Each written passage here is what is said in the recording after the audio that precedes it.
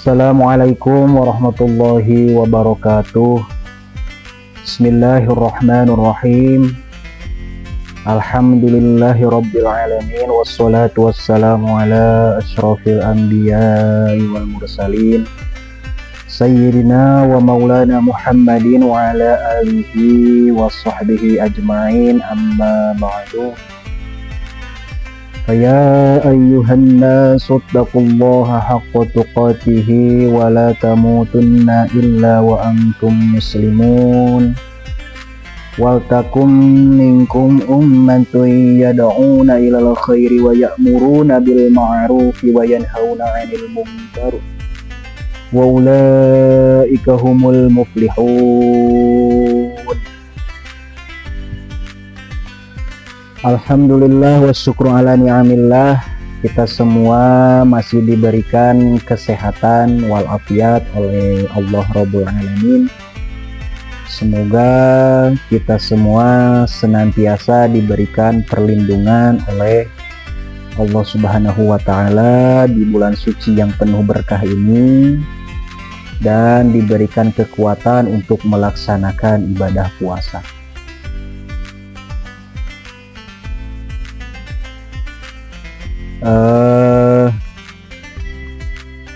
Sahabat NBW Tour yang dimuliakan oleh Allah,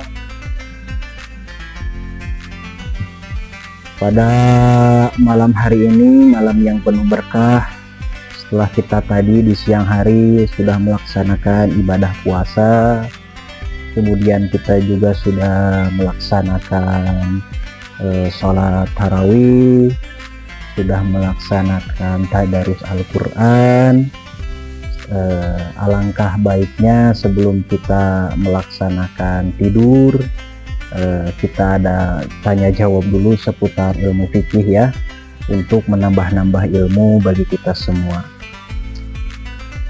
Malam ini judulnya tanya jawab ya, dari seputar fikih yang tadi sore dijelaskan, masalah toharoh bab bersuci. Bagi siapa yang mau bertanya yang temanya tentang bersuci, dipersilahkan. Insya Allah kalau saya mampu untuk menjawabnya, akan saya jawab hari ini juga, pada waktu ini juga. Dan kalau saya tidak bisa menjawab, maklum manusia itu penuh dengan keterbatasan, insya Allah di lain kesempatan saya akan jawab ba'da saya mutolaah terlebih dahulu, seperti itu. Baik, untuk sebelum ada pertanyaan ya, sebelum ada pertanyaan saya akan buka dulu pertanyaan awal. Pertanyaan awal saya akan jawab ya.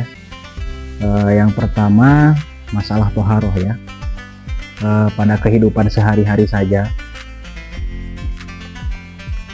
Ini ada pertanyaan dari beberapa orang ya, yang pernah disampaikan kepada saya, cuman secara langsung gitu. Nah, saya akan jawabnya di sini, barangkali pertanyaannya sama juga. Yang pertama itu ada yang bertanya, apakah air yang bisa kita pakai untuk bersuci itu apakah mencukupi itu satu gelas air kemasan, apakah mencukupi misalkan untuk berwudu gitu. Nah, jawabannya sebenarnya kalau dibilang cukup ya cukup, tapi saya tidak menyarankan, gitu aja. Bisa cukup itu untuk orang yang sudah benar-benar ahli dalam bidangnya gitu. Makanya saya tidak menyarankan bagi para anda semua, para ibu, para bapak yang ingin berwudu menggunakan air dengan satu gelas. Saya sangat tidak menyarankan gitu. Apalagi kalau kita punya sifat yang mang-mang, yang was-was, itu berbahaya juga gitu. Ya minimal air yang bisa kita pakai untuk bersuci itu volumenya 2 liter air. 2 liter air. Kalau misalkan sedang di dalam perjalanan, kita tidak menemukan tempat untuk berwudu, tapi kita mempunyai 2 liter air, itu cukup untuk kita berwudu gitu, sangat cukup. Terus gimana kalau caranya? Caranya kita berwudu dengan hanya mengandalkan 2 liter air saja. Nah, apakah minta bantuan kepada orang lain yang memegangkan botolnya atau gimana? Nah, sebenarnya meminta bantuan kepada orang lain memegang botol untuk berwudu, yaitu boleh-boleh saja kalau sebenarnya. Hanya saja menurut pandangan fikih itu dimakruhkan. Kenapa dimakruhkan? Karena Islam itu mengajarkan tidak menyusahkan. Sedangkan kita kalau meminta bantuan kepada orang lain kan menyusahkan gitu. Jadi pegangin dulu nih botolnya, saya mau berwudu, tolong cucurkan airnya. Ya itu bisa, cuma itu menyusahkan orang. Jadi pandangan fikih hal seperti itu makruh. Artinya makruh itu ya berdosa sih enggak, cuman istilahnya makruh itu tidak disukai oleh syariat Islam. Nah, gimana seandainya kalau ibu bapak tidak disukai oleh seseorang, bagaimana perasaannya? Kan hati kita tidak tenang, hati kita gelisah. Apalagi kalau yang tidak disenanginya, apalagi kalau yang tidak menyenangi kita, kalau yang tidak menyukai kita itu adalah syariat Islam itu sendiri. Makanya kalau wudhu ya dengan usaha sendiri. Caranya misalkan ini, taruh saya ibarat ini handphone ya, tapi ini ibaratnya taruhlah botol ya, botol air minum kemasan 2 liter. Ini sudah cukup. Nah, nanti kita cucurkan sendiri aja, cucurkan sendiri, simpen lagi, diusap-usap gitu. Yang biasa wudhu itu pertama, kalau berdasarkan urutan dari yang mulai sunnah sampai wajib ya, pertama kan membasuh kedua tangan. Doanya kan sudah kita ketahui, Allahumma hfad yadaya min ma'asika kuliah. Kita cucurkan dulu, kemudian kita basuhkan, Allahumma hfad yadaya min ma'asika kuliah. Nah gitu, cucurkan lagi, terus seterusnya gitu. Sendiri aja itu udah bisa. Kalau mau meminta bantuan kepada orang lain bisa juga, hanya seperti yang tadi disebutkan makruh. Jadi pertanyaan tadi sudah terjawab ya, bagaimana hukumnya kita berwudu dengan air kemasan yang 1 gelas. Jadi jawabannya bisa, hanya tidak dianjurkan karena akan sulit bagi yang tidak ahli. Bagi yang tidak ahli sangat sulit. Saya anjurkan minimal berwudu itu minimal menggunakan volume air 2 liter.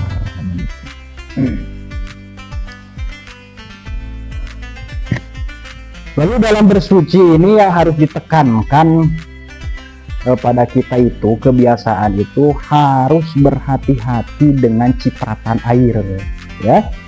Cipratan air ini yang sering disepelekan oleh orang-orang, cipratan air. Apalagi kita berwudu di tempat umum ya, yang kita tidak tahu tempat wudunya apakah si lantainya itu apakah benar-benar terjaga kesuciannya apa enggak gitu ya. Ini sangat berbahaya oleh cipratannya.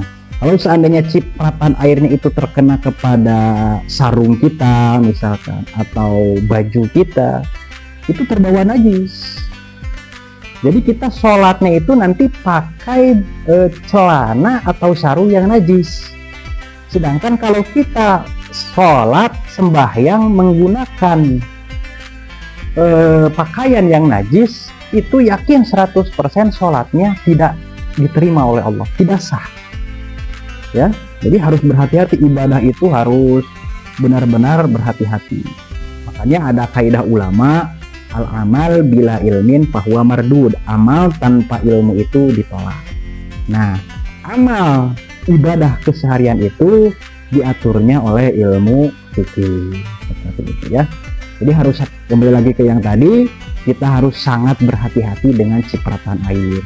Bagaimana cara menanggulanginya? Kita angkat sarungnya atau celananya, terus si kerannya kita putarkan itu jangan terlalu keras. Kalau keras nanti cipratannya sangat keras juga dari bawah ke atas. Jadi airnya itu kita kocorkan itu sedikit aja, nggak usah keras-keras. Justru kalau menghambur-hamburkan air itu makruh, ya. Menghambur-hamburkan air hukumnya makruh kalau sedang banyak air, ya. Tapi menghambur-hamburkan air kalau sedang musim kemarau, misalkan sangat sulit air, itu hukumnya bisa haram. Bisa haram. Apalagi kita bersuci atau berwudu di tempat umum yang memang tempat itu digunakan untuk kaum muslimin, kepentingan kaum muslimin dalam bersuci. Terus kita menghambur-hamburkan air, kerannya diputarkan seenaknya sampai sekerasnya, kan kebuang mubazir. Itu sangat sayang sekali. Makanya minimal makruh, hukumnya maksimal haram. Kita angkat tadi sarungnya, awas cipratannya terkena baju kita, ya.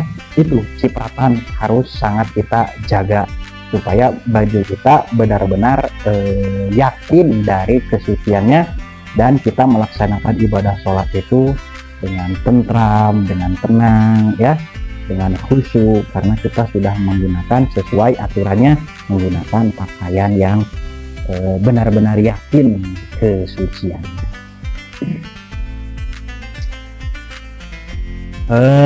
Terus ada lagi yang bertanya kepada saya,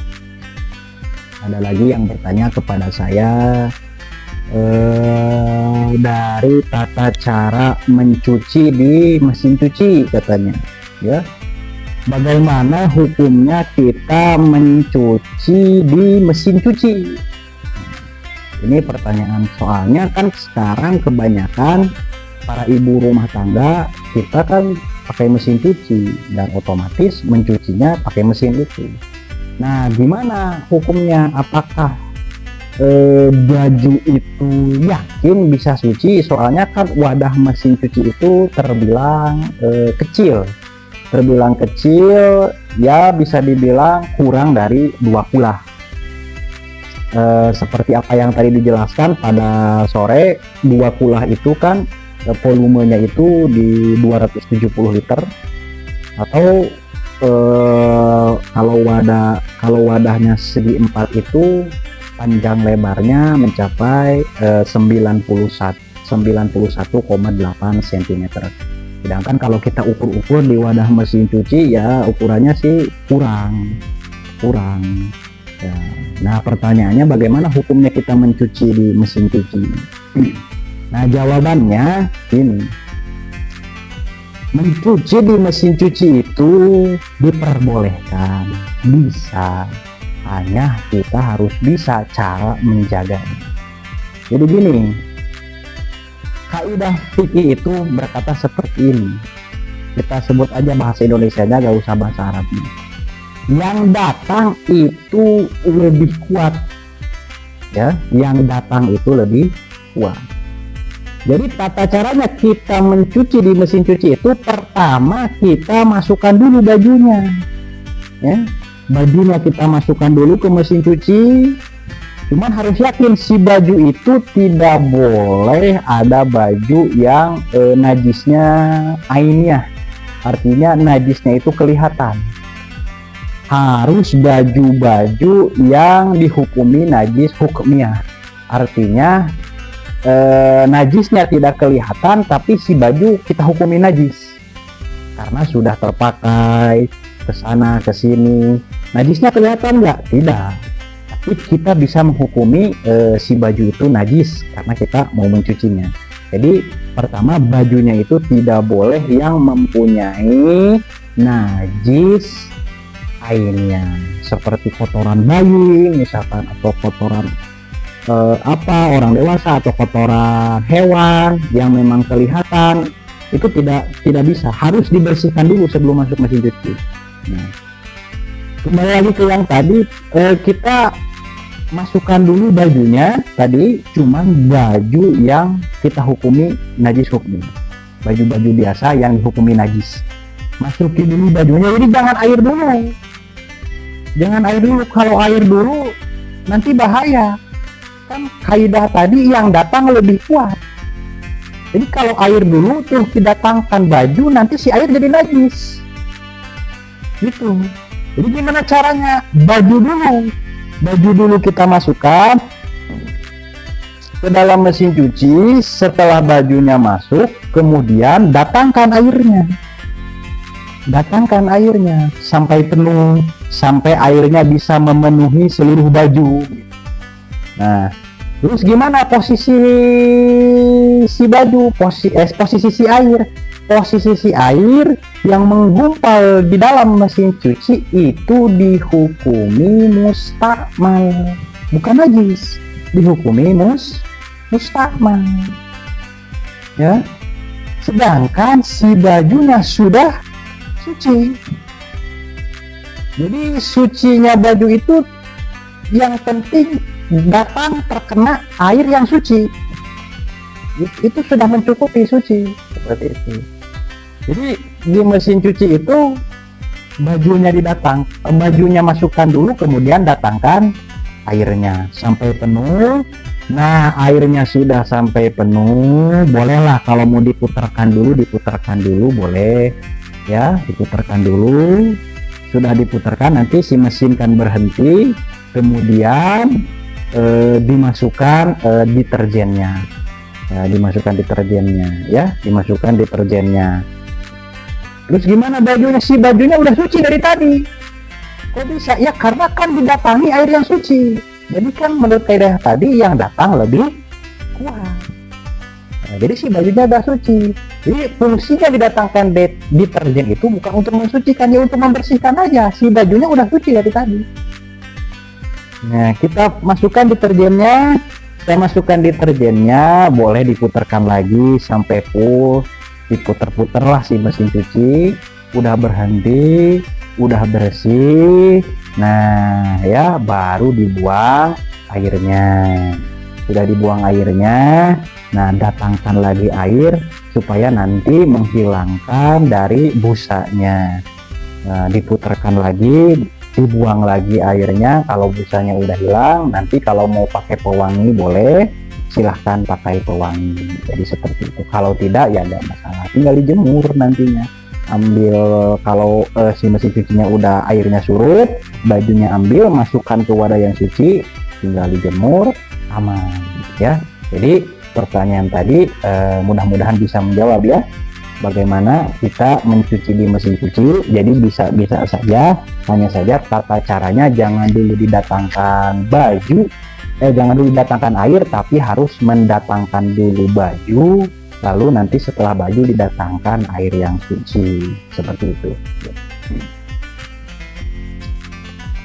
Nah, silakan bagi yang mau bertanya, seputar toharoh, seputar bersuci apa saja, insya Allah kalau saya mampu, saya akan menjawabnya di hari ini juga.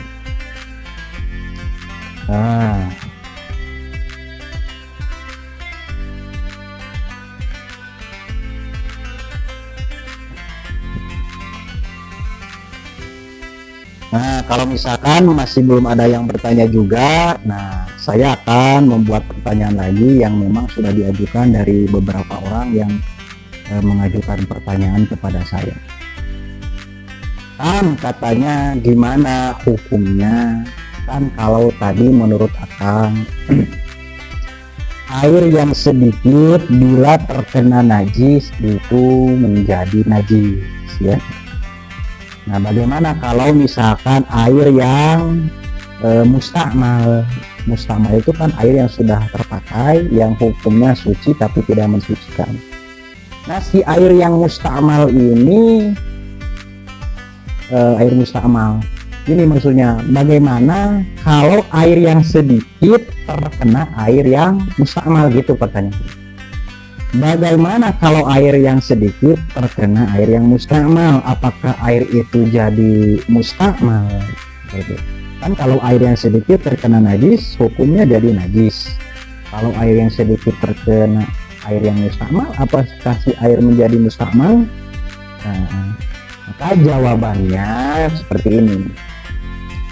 Air yang sedikit bila terkena air yang mustakmal, kalau kita mengikuti pendapat Imam Nawawi, ya, itu si air tidak jadi mustakmal. Sekali lagi, air yang sedikit bila terkena air yang mustakmal itu tidak bisa jadi mustakmal menurut pendapat Imam Nawawi, dengan syarat hanya terkena air mustakmalnya sedikit saja.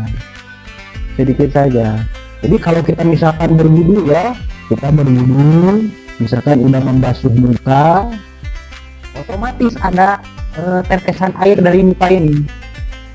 Kan tetesan air ini yang menetes dari muka bekas wudu kan dikatakan mustakmal. Terus kita mau mengambil air lagi, mau kita cuci, mau kita basuh tangan, si tetesan air itu kan menetes kepada tangan, ya, kemudian dibasuhkan kepada tangan.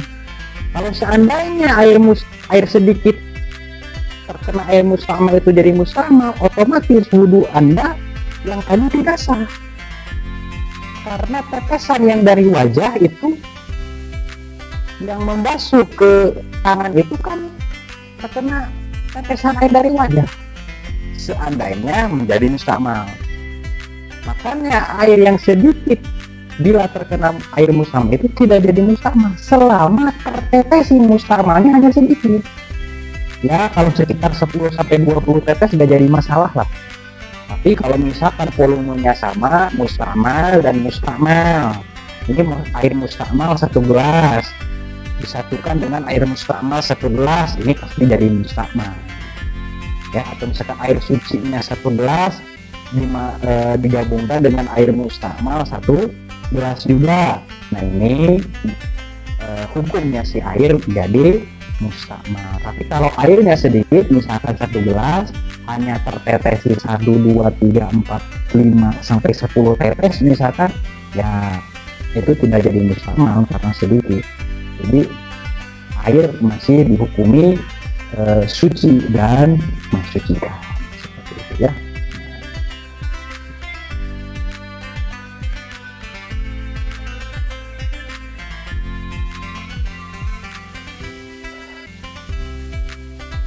Lalu ada beberapa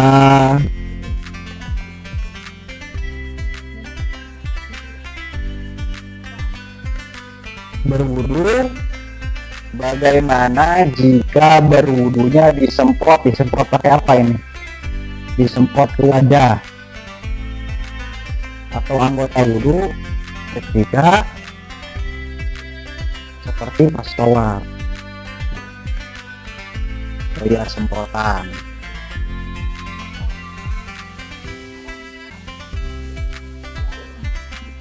Ya, sebenarnya kalau wudhu disemprot itu ya pakai seperti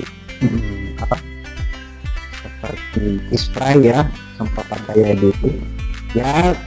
Selama airnya suci, yang ada di dalam itu wadahnya suci, airnya suci, ya itu masih bisa walaupun jumlah air itu sedikit, karena kan air itu suci ya, suci. Terus disemprotkan gitu ya, disemprotkan. Kalau misalkan ada yang nyemprotkan ya boleh walaupun makruh gitu kan. Nah, disemprotkan, tolong semprotin dong airnya, semprotin, terus berwudu seperti itu ya. Nah, berwudu gitu ya. Nah, itu ya masih sah-sah saja gitu. Kalau berdasarkan kita mengikuti pendapat dasar gitu ya, pendapat yang dasar itu. Yang jelas yang disemprotkannya itu adalah air suci dan mensucikan, jangan air spray ya. Kalau air spray itu suci tidak mensucikan gitu ya, atau disemprotkannya misalkan air apa gitu. Makanya ada juga yang bertanya waktu itu, Kang, bagaimana hukumnya kita berwudu pakai air kelapa katanya ya. Air kelapa, bisa nggak kita berwudu pakai air kelapa ya? Kalau berwudu pakai air kelapa, ngapain air kelapa pakai wudu, ini diminum ya, seger. Nah, kalau kita bawa ke hukum ya nggak sah wudunya. Kenapa? Karena air kelapa itu hukumnya suci tapi tidak mensucikan ya. Air kelapa itu apa bedanya dengan air susu, air kopi gitu kan, itu suci tapi tidak mensucikan. Jadi berwudu pakai air kelapa itu dihukumi tidak sah. Kalau di berwudu kita disemprot-semprot gitu, selama airnya memang yang di bawah itu suci ya masih sah-sah saja gitu, mencukupi lah, mencukupi. Walaupun lebih baik kita hindari saja.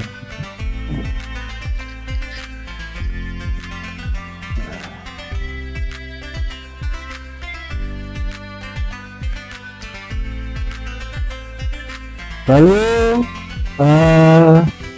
banyak sekali sebenarnya yang bertanya kepada saya secara langsung ya mengenai bab bersuci ini, dimulai dari cara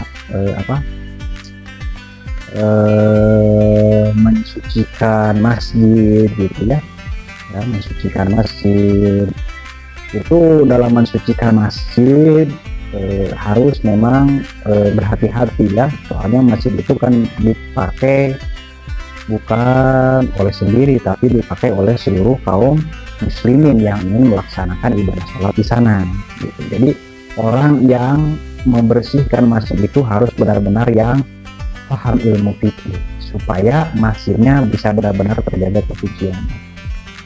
Cara mensucikan masjid itu beda dengan cara mensucikan kita mengepel di rumah gitu, tinggal gosok itu di masjid nggak boleh kayak gitu, nggak boleh. Harus benar-benar tahu caranya.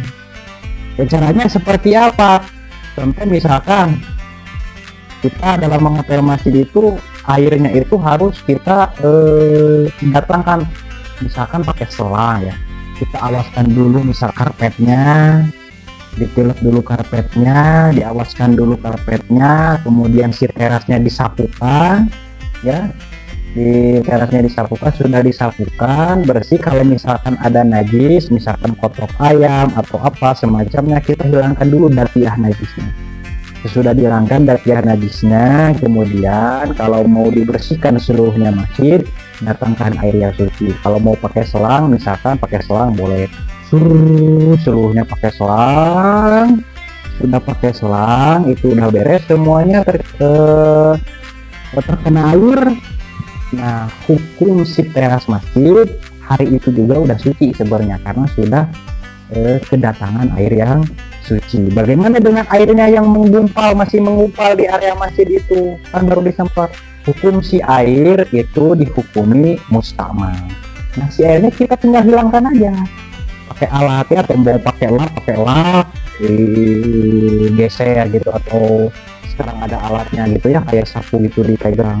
Jadi airnya kita awas-awaskan dulu sampai terasnya benar-benar menjadi hilang airnya, menjadi kering. Nah, si terasnya sudah dihukumi suci seperti itu ya. Kalau di masjid harus seperti itu, jangan seperti di rumah. Kalau di rumah ya tinggal bawa lapnya, bawa embernya satu, lapnya satu, ya itu juga. Kalau di rumah gak jadi masalah. Makanya kalau mau di rumah sholat itu harus pakai sandal ya, pakai sandal. Gak boleh gak pakai sandal, karena teras rumah itu tidak terjamin kesuciannya. Apalagi banyak anak-anak yang dari luar basah-basahan, kotor-kotoran datang ke rumah, nggak cuci segala macam, wah, sehingga teras rumah itu tidak terjamin kesuciannya, tidak bisa yakin kesucian dari teras rumah ya. Makanya kalau mau wudhu di rumah ataupun di hotel misalkan ya, usahakan pakai sendal, kita masuk ke tempat wudhunya, ke kamar kecilnya, wudhu di situ sudah pakai sendal. Jadi keluar dari kamar mandi kita pakai sendal, tak, tak, tak, tak, tak. Nah nanti buka sendal itu pas kita mau menginjak tempat sujud sajadah. Jadi buka sendal, si kaki pertama kali menginjak itu langsung ke tempat sajadah itu. Jadi itu terjamin kesuciannya. Kalau nggak pakai sendal itu wah bisa bahaya itu, bisa bahaya. Soalnya teras-teras maupun hotel maupun rumah itu di apelnya itu ya yang penting bersih.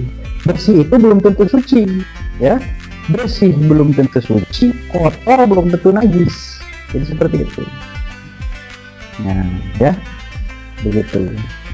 Harus, jadi yang saya tekankan kepada para bapak, para ibu semua, kalau sholat di rumah, ya, kalau bapak-bapak lebih bagus sholat di masjid. Ini kalau seandainya sholat di rumah itu ataupun di hotel itu usahakan harus malah memakai sandal, jangan sampai telanjang kaki. Karena teras di rumah, teras di hotel itu tidak terjamin kesuciannya, ya. Betul.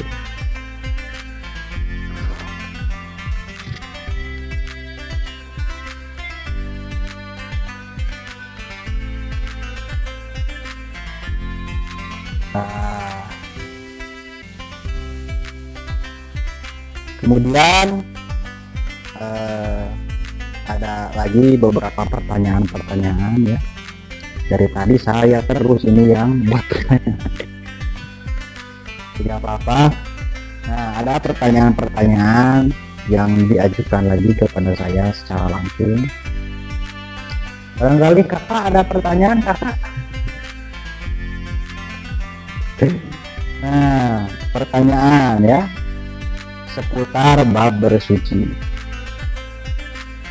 dari ini apa?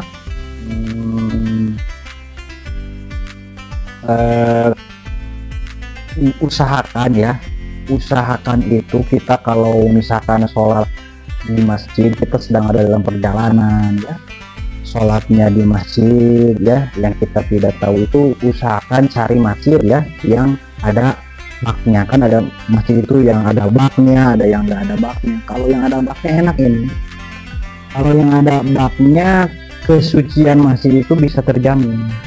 Soalnya orang yang mau masuk ke masjid pasti memindahkan dulu kaki ke dalam bak. Sedangkan bak itu kan wadahnya besar, itu airnya pasti suci itu. Jadi kaki yang tadinya kotor menginjakkan kaki dulu ke bak sebelum ke masjid, pas kotornya di luar, nginjak dulu ke bak, ini udah suci si kaki karena sudah masuk ke air yang suci di bak yang banyak airnya. Nah, kemudian langsung menginjakkan kaki ke masjid, otomatis si kaki sudah suci dari tadi. Makanya kalau saya itu pasti membiasakan dan mengusahakan mencari masjid itu yang menyediakan baknya ya. Sebelum masuk ke teras itu banyak sebenarnya masjid-masjid itu. Tapi bagaimana seandainya kalau masjidnya nggak menyediakan bak, ya gak jadi masalah juga, asalkan kita bisa benar-benar menjaga kesuciannya gitu ya. Jadi kita cuci kaki dulu ya, cuci kaki dulu sebelum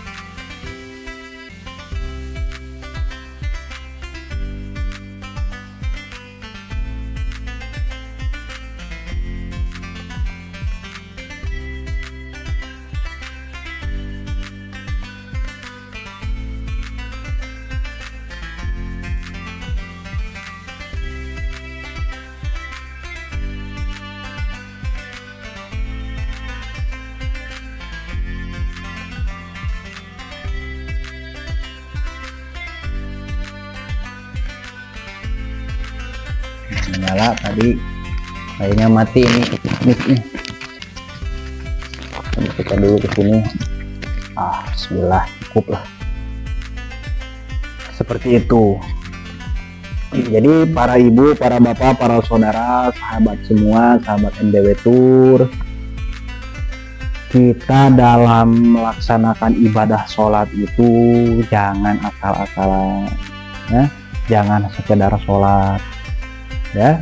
Harus memang benar-benar menjaga kesuciannya. Soalnya sholat yang tidak terjaga kesuciannya itu ya percuma, nggak sah, nggak diterima sama Allah Subhanahu Wa Taala.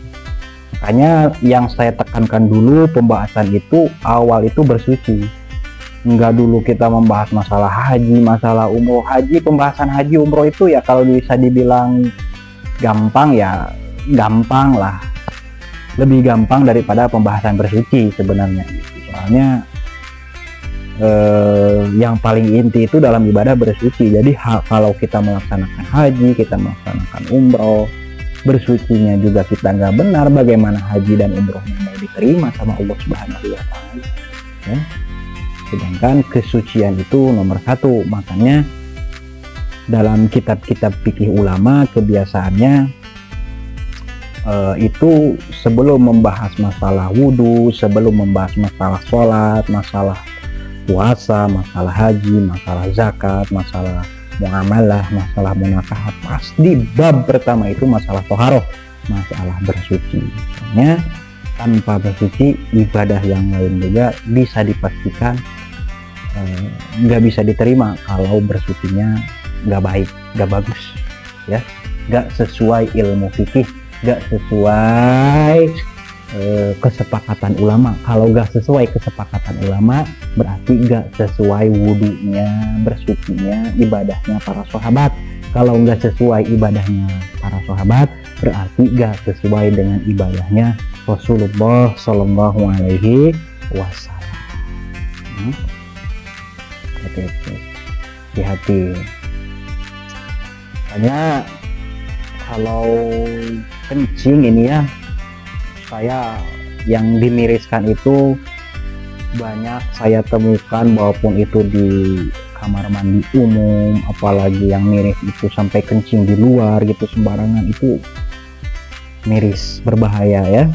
Kalau kencing ya usahakan sambil jongkok, apa fungsinya kencing sambil jongkok maupun laki-laki atau perempuan? Yang pertama itu melaksanakan sunnah Rasulullah Shallallahu Alaihi Wasallam. Yang kedua menjaga dari cipratan air kencing, ya. Soalnya siksa kubur nanti terbanyak itu adalah karena orang-orang banyak yang tidak menjaga dari cipratan air kencing. Kebanyakan siksa kubur nanti itu gara-gara orang-orang tidak menjaga, tidak meraksa cipratan air kencing. Jadi kencing sambil berdiri, cipratannya dari sampai kena baju, bajunya dipakai sholat, itu bisa menyebabkan siksa kubur yang pedih nanti. Jadi kencing itu usahakan sambil jongkok. Yang ketiga fungsinya supaya air kencing itu benar-benar keluar semuanya, ya. Jadi ibarat botol ini kalau berdiri ini mohon maaf posisinya seperti ini. Kalau botol ini ya otomatis si air itu di sini masih tersisa,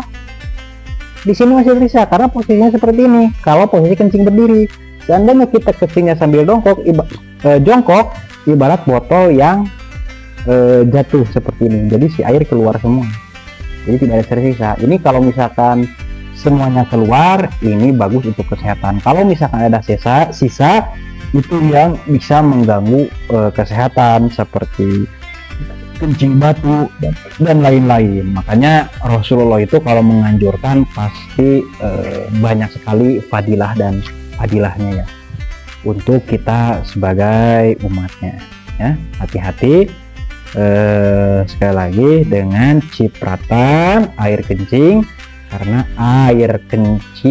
cipratan air kencing ini penyebab kebanyakan orang mendapatkan siksa di alam kubur.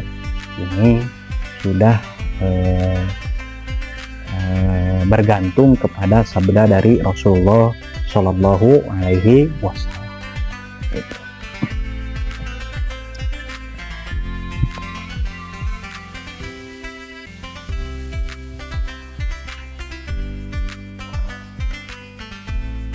Kemudian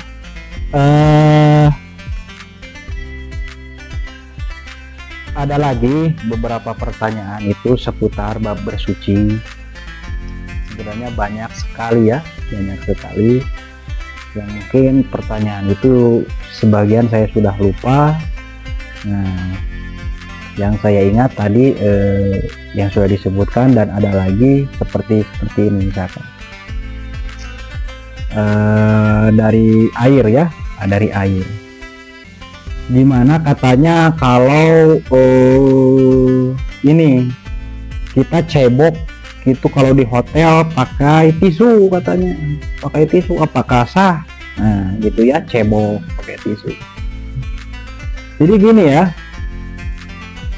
hukum bercebok itu, cebok ya bahasanya, istinja ya pakai tisu kayak gitu, itu bisa dikatakan tidak sah, harus kita dihindari. Jadi kita cebok itu harus memakai air, usahakan harus memakai air. Jika seandainya memang benar-benar tidak ada air, sulit sekali menemukan air, maka kita bisa menggunakan batu ya. Kalau tisu nggak bisa, kalau tisu harus kan alat untuk bersuci itu ada 4, 1 air, kedua batu, ketiga tanah, keempat itu nyamak ya, nyamak. Jadi cuman semua alat bersuci itu tidak bisa digunakan selama masih ada air banyak, diceboknya pakai tisu. Udah tisu cebok pakai tisu gasah, mana airnya banyak ya berarti ceboknya gasah. Artinya kalau gasah berarti masih dihukumi najis. Kalau seadanya masih dihukumi najis, kita sholat ya, sholatnya mana mungkin diterima, pasti gasah. Kalau sholatnya gasah ya jangankan kita mau mengharapkan ridho Allah ya, karena tujuan kita itu kan beribadah ingin mengharapkan ridho Allah. Makanya ibadah itu harus semaksimal mungkin, sebaik mungkin gitu. Kalau misalkan ceboknya ya gasah ya berarti sholatnya juga nanti gasah, karena kita masih dalam kondisi yang najis gitu ya. Jadi berwudu cebok pakai batu itu sah selama tidak ada air. Nah, cebok pakai tisu walaupun tidak ada air itu gasah, bisa dikatakan tidak sah. Harus pakai batu ya, batunya juga ada syaratnya, 3 batu yang suci atau 1 batu yang memiliki 3 ujung kayak gitu ya. Seperti itu.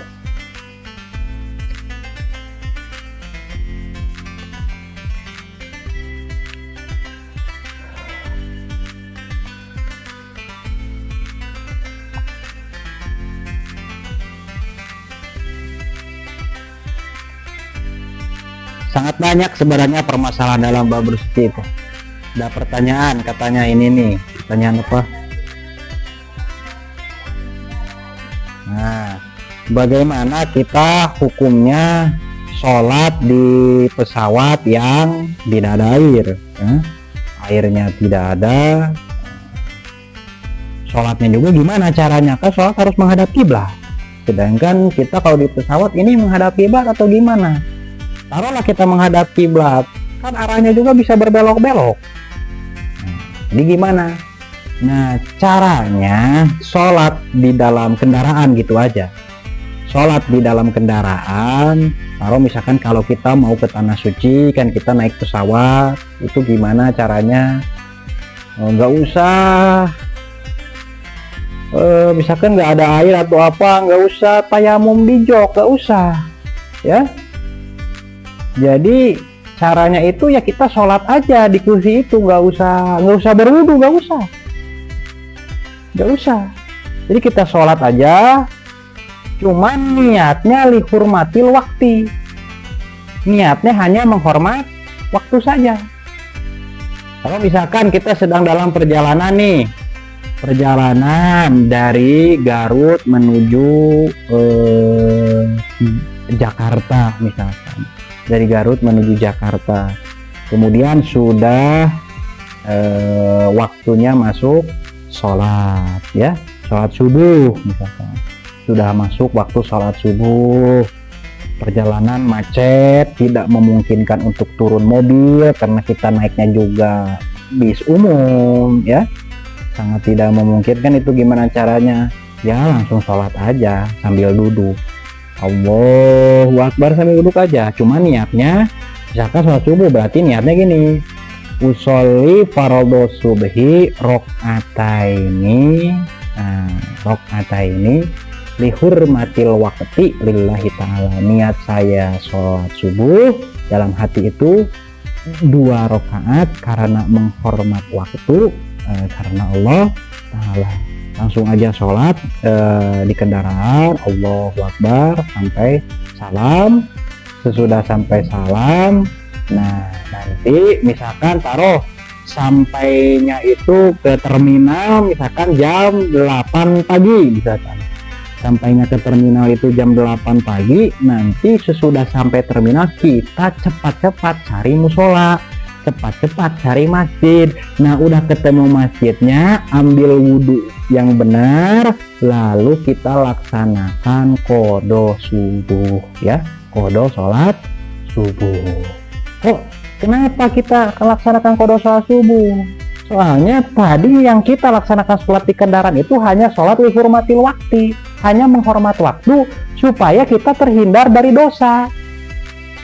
Jadi kalau kita sudah sholat lihurmatil waktu, ya kita tidak ada dosa, dosanya sudah hilang. Jadi kita ketika sudah sampai terminal, sudah sampai tempat, lalu kita cepat-cepat cari masjid dan lalu laksanakan sholat subuh qodho. Niatnya usolli fardhu subhi rokataini, mau pakai mustaqbilal kiblati atau Ka'bah silahkan. Yang simpelnya gini aja, nawa usolli fardhu subhi rokataini qodhoan lillahi ta'ala. Niat saya sholat subuh 2 rakaat qodho karena Allah Ta'ala. Begitu ya. Jadi caranya itu nggak usah wudhu, tayamum di jog segala macam, nggak usah. Apalagi tayamum di jog itu nggak dibenarkan oleh syara ya, nggak dibenarkan oleh syara. Nanti pembahasan tayamum insya Allah akan saya bahas insya Allah besok atau mungkin lusa ya, insya Allah, yang lebih perincinya. Hanya saja gambarannya seperti itu, tidak sah kita bertayamum di jog ya. Jadi sholat di kendaraan itu langsung sholat aja, gak usah wudhu, niatnya lihurmati waktu. Hanya konsekuensinya nanti ketika kita sudah sampai terminal misalkan, cepat-cepat cari masjid dan laksanakan sholat qodho. Jadi kita nggak berdosa. Jadi qodhonya qodho yang dibenarkan, dan kita meninggalkan sholatnya juga meninggalkan sholat yang tidak mendapatkan dosa. Seperti itu ya. Kecuali kalau misalkan kita di kendaraan, kalau waktunya yang bisa dijamak, dikosor, ya tinggal jamak aja gitu ya. Nanti juga pembahasan jamak kosor akan saya bahas di kesempatan-kesempatan yang berikutnya. Hanya saja kita pada kesempatan kali ini sedang fokus dalam membahas masalah toharoh, masalah bersuci, seperti itu.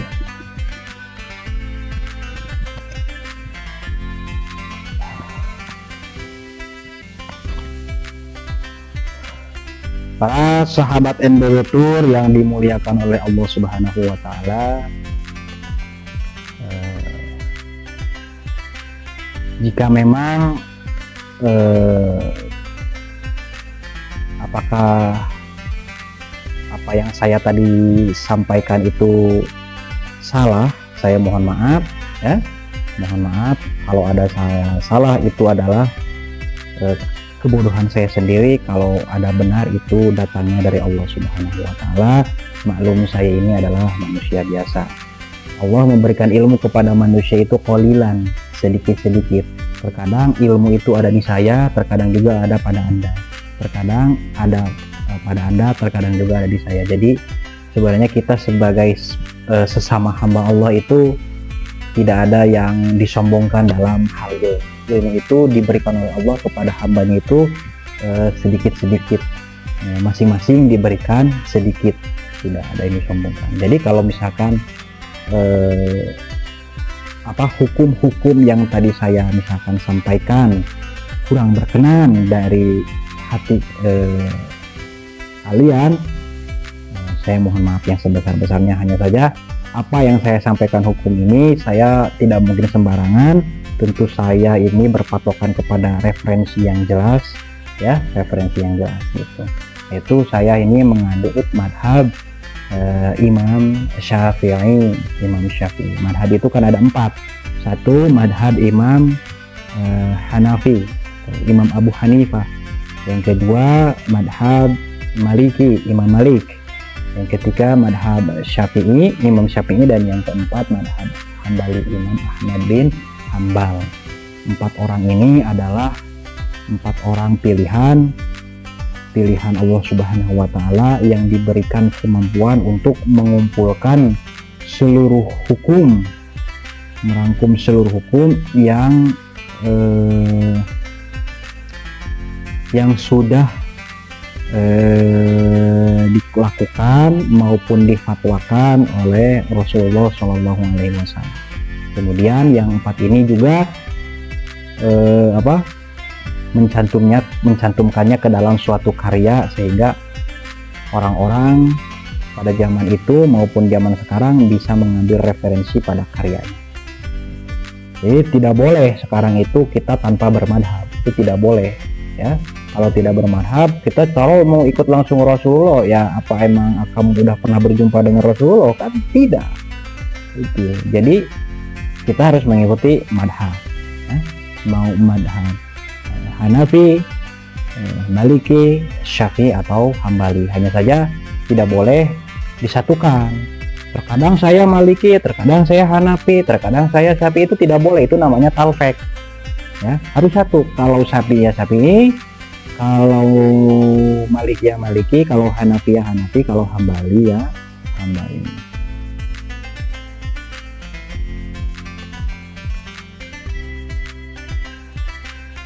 Nah, gitu. Ya, ada yang bertanya ini katanya.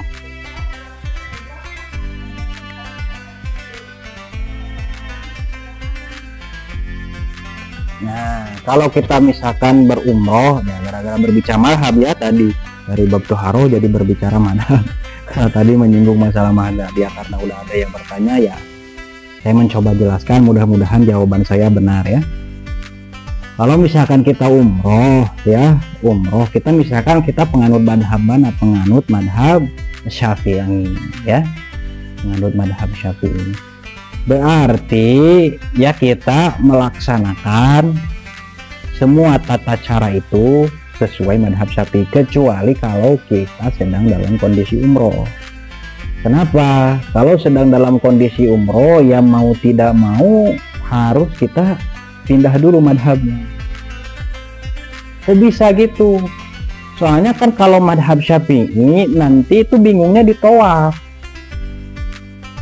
Di tawaf itu maupun dijaga sampai sekuat tenaga, itu antara laki-laki dan perempuan itu pasti bertemu kulit, ya. Soalnya di tawaf itu kan berdesak-desak gitu ya, berdesak-desak. Sedangkan tawaf harus punya wudhu.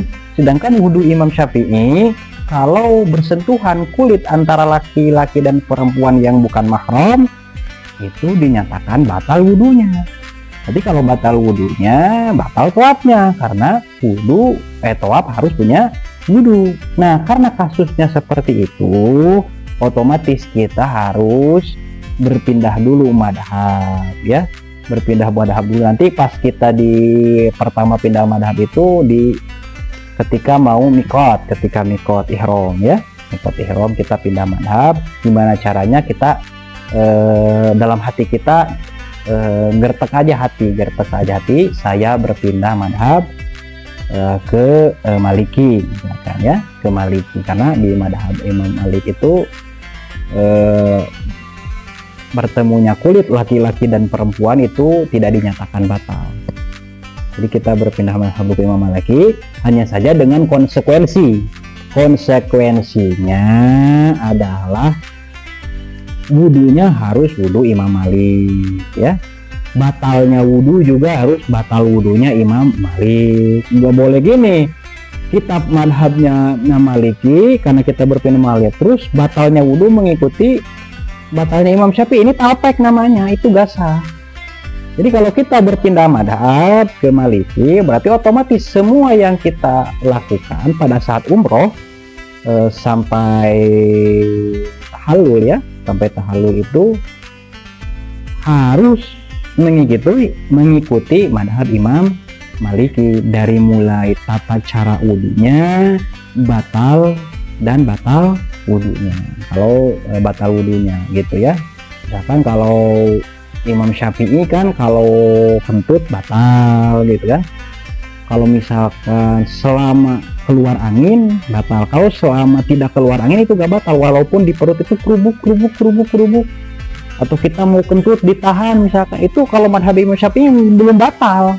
Karena apa? Karena kentutnya belum keluar. Nah ya, kalau Imam Malik itu kalau kerubuk itu ya batal, itu batal walaupun kentutnya belum keluar. Nah kalau kerubuk perut nanti ketika umroh ya udah batal wudunya gitu, karena kita kan sedang ada di madhab yang bukan Syafi'i gitu. Jadi boleh saja kita berpindah madhab, hanya saja semua tata cara ibadahnya kita harus mengikuti madhab tersebut. Jangan umrohnya misalkan kita umroh Maliki tapi batal wudunya batal Syafi'i, itu namanya talpek. Kalau talpek itu ya haram ya, tidak boleh, bisa dikatakan ibadahnya nanti tidak sah.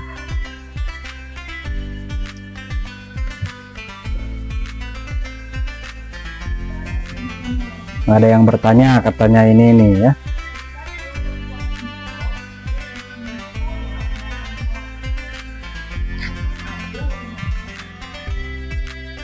nah sebenarnya gini,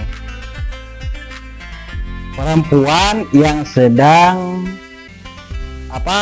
ihram berarti ya, yang sedang ihram, kalau sedang apa berarti dia sedang kondisi ihram.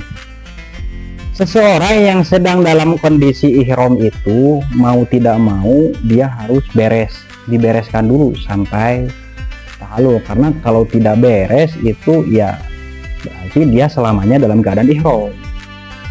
Hanya saja kan permasalahannya ia sudah melaksanakan ihram, posisi ihram, tapi ketika sedang dalam atau mau melaksanakan tawaf tiba-tiba datang haid ya, tiba-tiba datang haid terus ini kan, sedangkan wanita yang haid itu kan tidak boleh tawaf, ini gimana, jadi bingung.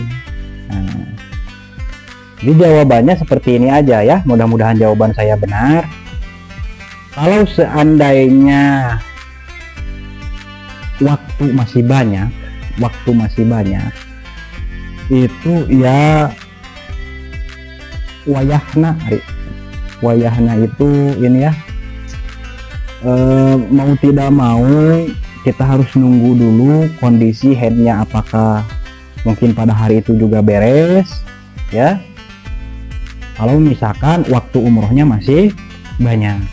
Tapi kalau misalkan waktu umrohnya terdesak sedikit lagi dan menuju mau pulang gitu, sedangkan kita kan diberi waktu umroh itu terbatas ya, waktu di tanah suci itu kadang kan ada yang 7 hari, ada juga yang lebih dari 7 hari paling sedikit gitu ya.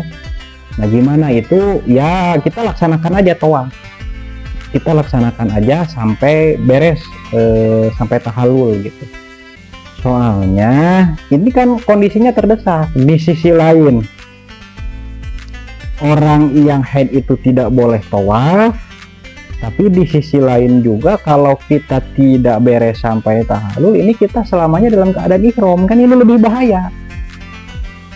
Nah, karena kondisinya mendesak seperti itu, darurat ya, tambah waktunya mendesak, umroh terakhir misalkan, ya kita laksanakan saja tawaf. Cuman kan sekarang ini udah canggih, ada softtek segala macam pembalut lah ya. Yang penting softteknya kita pakai ya kan. Kalau mau 1 lapis 2 lapis lah boleh, yang penting benar-benar yakin dalam hati kita tidak akan meneteskan darah kepada tidak akan menetesnya darah. Soalnya yang dikhawatirkan itu nanti kan menetes darah. Makanya kenapa tawaf itu haram bagi wanita yang haid, karena yang namanya tawaf itu pasti di masjid, sedangkan wanita yang haid itu haram ada di masjid jika itu dikhawatirkan menetes darah, darah. Jadi kalau seadanya waktu terdesak ya boleh-boleh saja lah, tinggal langsung tawaf, beres sampai tahallul, sampai cukur ya, sampai cukur, dengan catatan pakai pembalutnya yang benar-benar yakin dari terjaganya menetes darah itu gitu ya. Kecuali kalau memang waktunya masih panjang ya, berarti mau tidak mau kita menunggu dulu sampai headnya beres, berarti cuman selama di sana kita dalam keadaan itulah kalau saya. Mudah-mudahan jawaban saya tadi benar, kurang lebih seperti itu. Apakah ada lagi pertanyaan? Ini sudah jam berapa ya? Tadi sudah ya.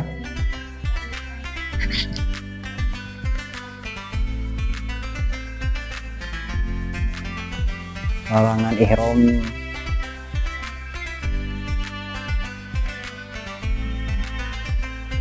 larangan ihramnya seperti gimana misalkan?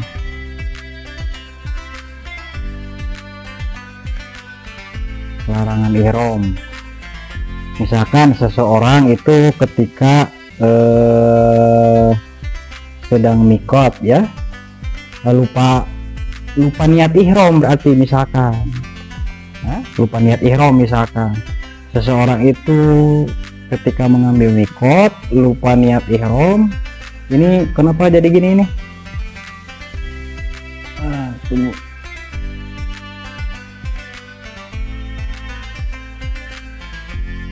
Ini. Iya.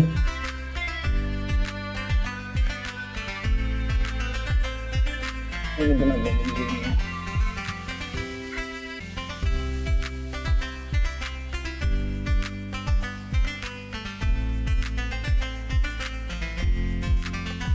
Bentar ya, ada sedikit gangguan dulu. Kenapa ya tiba-tiba ada gangguan?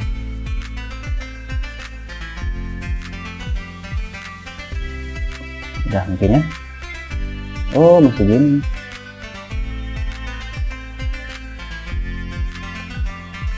Nah, misalkan tidak niat ihram nih. Ya, kalau tidak niat ihram seperti itu ya mau tidak mau kita harus kembali lagi ke mikot ya, ke tempat mikot itu. Mau tidak mau, tapi kalau misal kalau seandainya udah nanggung terlalu jauh ya mau tidak mau dam. Kayak gitulah. Dam. Tapi kalau misalkan mau tidak mau dam ya harus kembali lagi ke mikot, karena ihram itu harus di tempat mikot. Jadi mikot itu adalah batas kita akan melaksanakan ihram. Nah, mikot itu ada mikot zamani, ada mikot makani. Mikot zamani itu waktunya kita mengambil mikot, dan kalau mikot makani itu tempatnya kita mengambil mikot. Mungkin seperti itu ya. Nanti sebenarnya pembahasan umroh dan haji akan saya bahas detail di kesempatan berikutnya ya. Kalau ini sebenarnya sedang fokus dalam bab toharoh ini. Nah.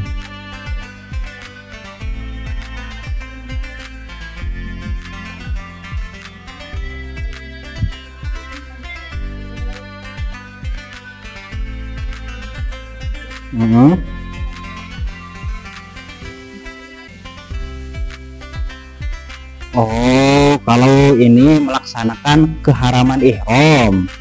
Nah, kalau kita melaksanakan keharaman ihram, kita posisi sudah sedang dalam keadaan ihram, tiba-tiba kita melaksanakan keharaman ihram. Nah, saya akan coba buka ya di kitabnya. Kita cari dulu ini biar lebih jelas maksudnya ya. Kalau kita di kira-kira juga kurang bagus. Nah, nanti saya coba ya.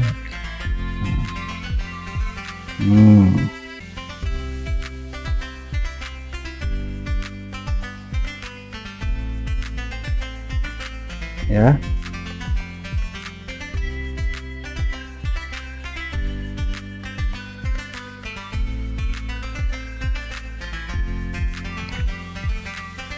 Nah, ini bagaimana kalau kita sedang dalam keadaan ihram tapi kita melaksanakan keharaman ihram. Nah, kita harus tahu dulu misalkan keharaman ihram ya. Keharaman ihram, keharaman ketika kita sedang melaksanakan ihram. Ini seperti ini yahrumu qatlu shaydil harami, seperti misalkan membunuh hewan buruan atau memotong. Kita kalau dalam kondisi ihram itu kan haram membunuh hewan, terus seperti memotong tumbuhan ya, tumbuhan yang ada di sana. Nah,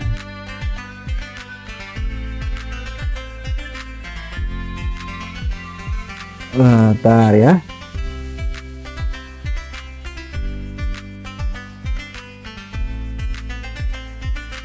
Nah, nanti konsekuensinya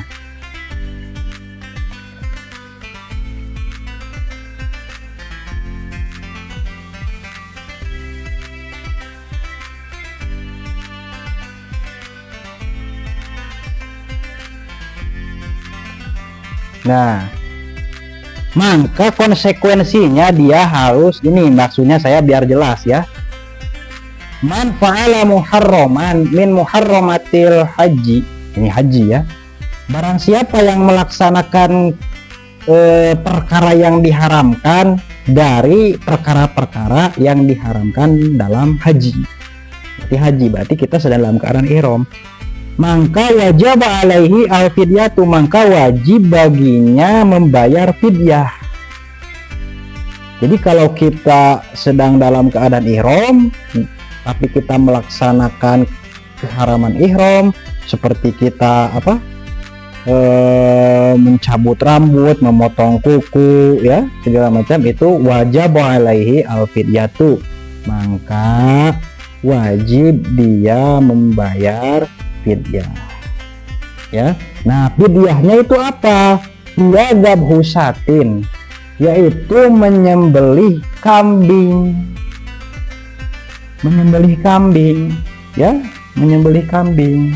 Atau kalau tidak ada kambing, kalau nggak punya ini ya, mau tidak mau au saumu salasati ayamin, harus berpuasa 3 hari.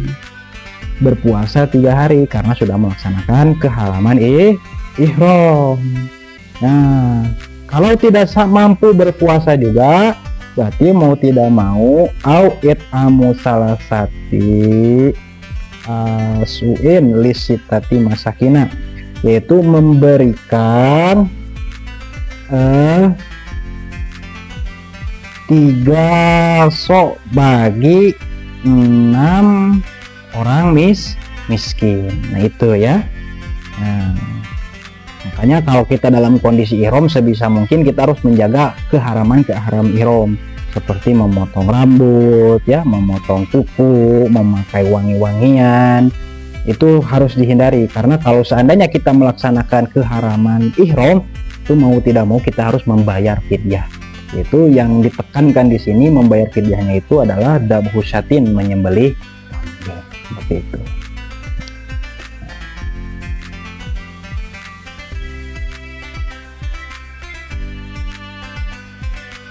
Nah, seperti itu ya.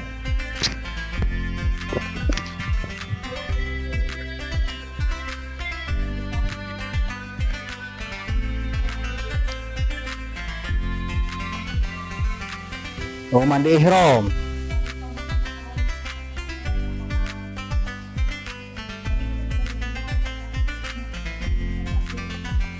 Mandi ihram ya.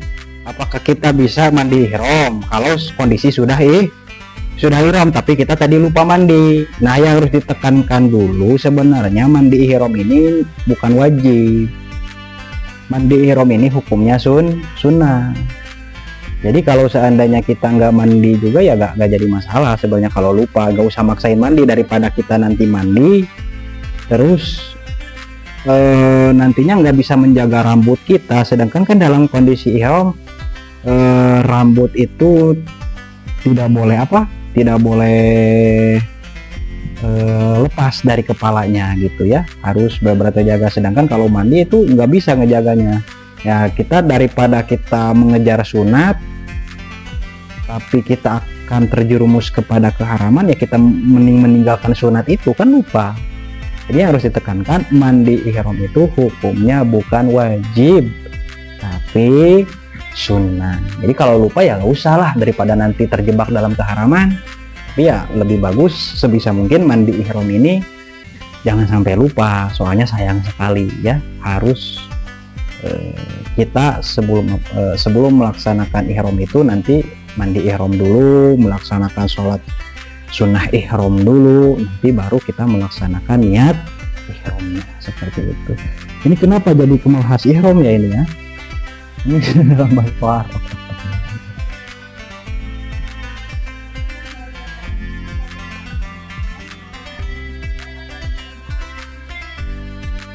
Nah, membayar fidyahnya, memotong kambingnya. Ya, memotong kambingnya kalau hari itu juga ya, kalau bisa hari itu juga, harus hari itu juga. Tapi kalau misalkan nggak bisa memungkinkan hari itu ya hari-hari yang lain juga masih bisa. Yang penting Anda harus membayar fidyah itu karena Anda telah melanggar keharaman saat berihram, seperti itu ya. Yang penting bayar dendanya, jangan sampai gak dibayar, seperti itu. Nah, seperti itu. Nah, ini sudah jam berapa ya? Nah, ini sudah menuju malam. Dikarenakan kita sudah menuju malam, kita harus beristirahat karena supaya sahur kita nggak kesiangan ya. Mungkin untuk tanya jawab pada kesempatan kali ini dicukupkan dulu sampai sekian. Kita lanjut dulu nanti sore besok ya di pembahasan berikutnya. Mungkin insya Allah besok yang akan saya bahas, kan tadi bab toharo, sekarang bab toharo, tanya jawab. Besok insya Allah saya akan mencoba membahas masalah tayamum ya, membahas masalah tayamum besok insya Allah. Dan malamnya nanti kita sesi tanya jawab lagi masalah tayamum. Nah, untuk pada hari ini dicukupkan dulu sampai sekian. Mohon maaf bila ada salah kata dan dari ucapan saya ya, dari ucapan saya. Semoga ada pertanyaan lagi nih?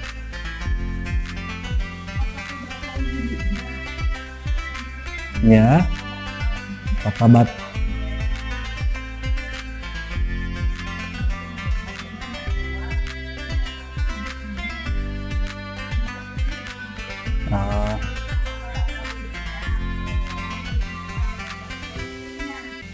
Mertua istrinya, mertuanya gitu ya. Oh, mertua istrinya ibu tirinya.